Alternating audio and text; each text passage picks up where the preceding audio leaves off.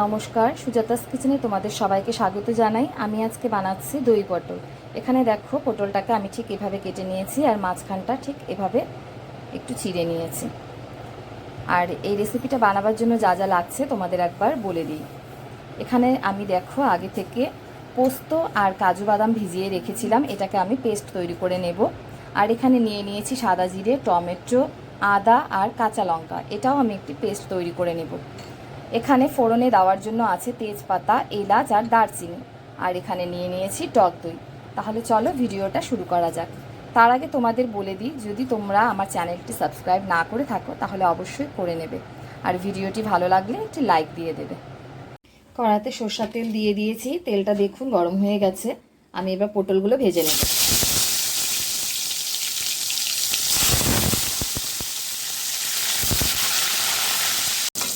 আমি কিন্তু আগেই এই পটলের মধ্যে নুন হলুদ মাখিয়ে রেখে দিয়েছিলাম। আর দেখো, পটলগুলো আমার ভেজে নেওয়াও হয়ে গেল। এবার আমি এই পটলগুলো একটি আলাদা পাত্রে তুলে নেব। পটলগুলো আলাদা পাত্রে তুলে রেখেছি। আমি এখন এই ভাজার তেলেই সব কিছু সম্বাদ দিয়ে নিচ্ছি। তেজপাতা, এলাচ আর দারচিনি দিয়ে দিলাম। যখন এখান থেকে একটা খুব সুন্দর সেন্ট বেরোবে, তখন আমি যে বেটে রেখেছিলাম মশলাটা, সেই মশলাটা আমি এখানে দিয়ে দেবো।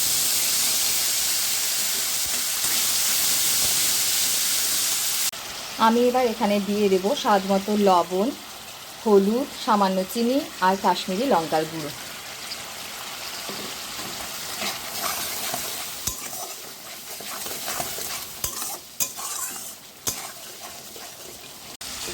আমি এখানে বাটা মশলা ব্যবহার করেছি, তোমরা চাইলে এখানে জিরার গুঁড়োও ব্যবহার করতে পারো।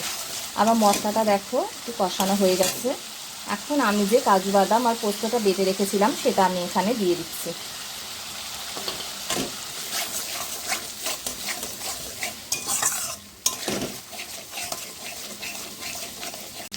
এটাকে কিন্তু অনবরত নাড়াচাড়া করতে হবে, না হলে নিচে লেগে আসবে। মশলাটা দেখো আমার একদম রেডি হয়ে এসেছে। এবার আমি যেই বাটিতে পোস্তটা বেটে রেখেছিলাম সেই বাটিটা ধুয়ে অল্প জল এখানে দিয়ে দিচ্ছি।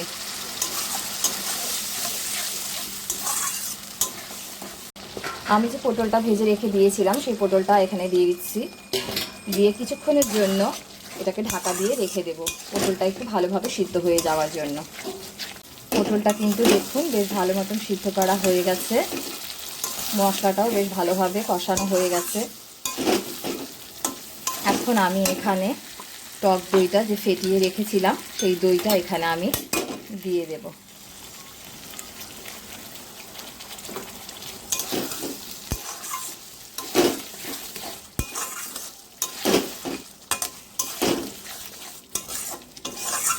দেখুন সাইড দিয়ে কি সুন্দর তেল ছেড়েছে। আমি এবার এখানে অল্প পরিমাণে গরম জল দিয়ে দেব। এটা খুব কিন্তু রস রাখা যাবে না, বেশি রস রাখলে এটা একদমই ভালো লাগবে না। এটা একটু মাখো মাখো করেই করতে হবে। আমার কিন্তু রান্নাটা প্রায় হয়ে এসেছে। আমি এবার সবশেষে এখানে গরম মশলা ছিটিয়ে দিলাম।